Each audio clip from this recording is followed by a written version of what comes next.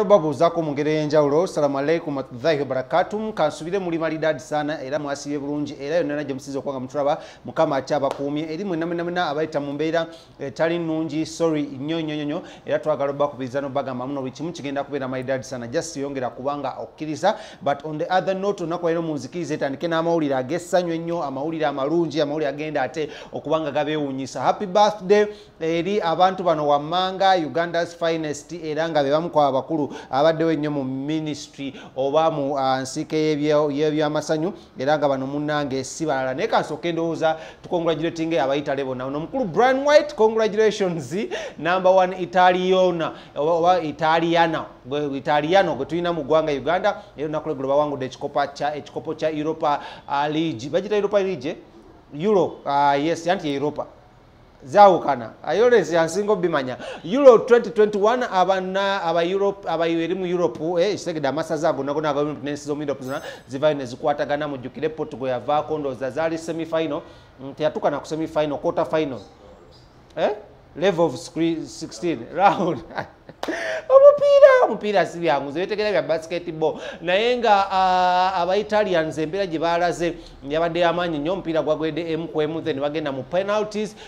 atawo ne babeera nga ate bakikuba malidadi sana nnyo ne babeera nga ate bakuba England oba bannaffe aba Britain nekyasiza okunyiiza yempisa aba England ne bu video oli mu kuzunga ku social media owadde wali outside Wembley Stadium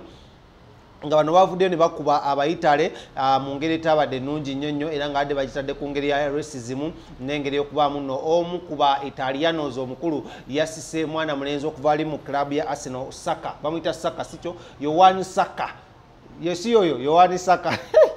nulenne yompira ngenda biga Yohani Saka ono bamusse kati naye wavudde embeera nebeera ng'ekola ki ng'eri weto so aba-Italians nayadde awagira Italy njagala obba congratulatinga n'obagamba muno congratulations ku mbeera ng'ezo era we njagadde okuyisawo omukulu Brian White nkubuuzako nti how are you doing kansubire oli malidadi sana njagala okubuuzako mu ngeri ey'enjawulo pastor wange Pastor Wilson Mugembe naye njagala okubuuzako mu ngeri ey'enjawulo wadde owagira England ne babakuba omupiira ne bigenda bwe bityo so embeera bwetyo bweri naye kansooka empite mu birthday z'abaserebu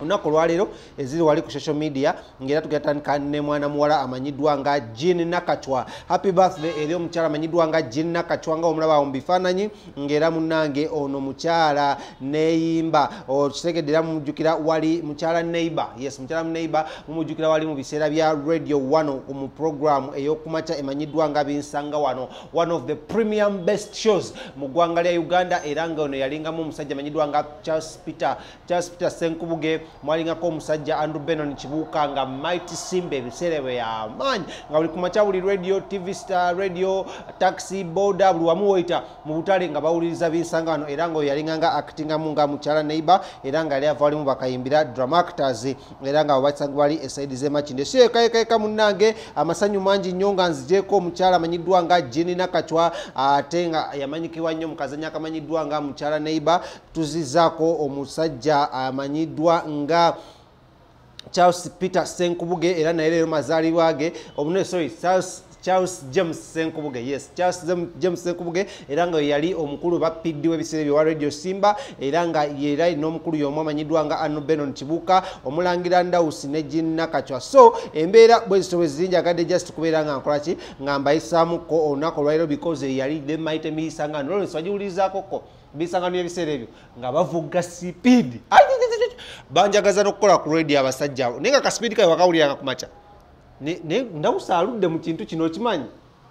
musajja bebekulu singa obadde oswanda uswande mukoleddeyo ka radio station akake n'okamuwanga ekirabo naye nga happy birthday njagadde bayisaawo buyisa era nga mbadde awo nga I'm just reminiscing about ebigenda mu maaso mu ggwanga lya Uganda wenjogerera nga amawulire mangi nnyo nga tugjeeko ebyo bya Jean Nakachwa ne Charles Peter Senkubuge n'omukulu amanyiddwa nga Andrew Benon Kibuuka n'omulangira Ndawusi ndowooza tubeere nga tugendakoko mu mawulire g'olunaku olwaleero naye mmwe abamanyi Jean Nakachwa essaawa zino azannyira mu kibiina ekimanyiddwa nga The Ebons era nga mwe muli omukulu amanyiddwa nga bamuyita ntali ow'amaaso amanene Dr. Bosa yes Dr. Bosa era ekibiina kino nga kisangibwa side zaawo nga agenda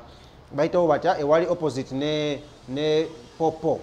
Mundeba, yes, Mundeba awo waggulawo we bali era nga bagambye balina omuzannyo ogw'amaanyi gwe bali mu kukola. So checking out activities zaabwe ate osobola okuba nga okola ki nga obeegattako mu mbeera efaanaganako ng'ekyo. So batutekamu ssente si balabe bannaffe aba King Montage Studios nga basangibwa wano e Nankulabye,